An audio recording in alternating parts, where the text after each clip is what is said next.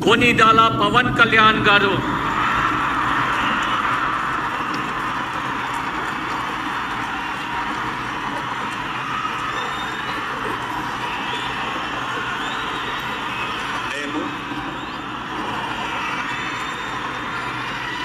కొనిదల పవన్ కళ్యాణ్ అనే నేను శాసనం ద్వారా నిర్మితమైన భారత రాజ్యాంగం పట్ల నిజమైన విశ్వాసం విధేయత చూపుతానని, భారతదేశ సార్వభౌమాధికారాన్ని సమగ్రతని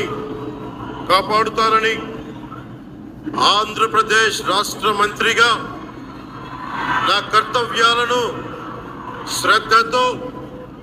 అంతఃకరణ శుద్ధితో నిర్వహిస్తానని, భయం గాని పక్షపాతం గాని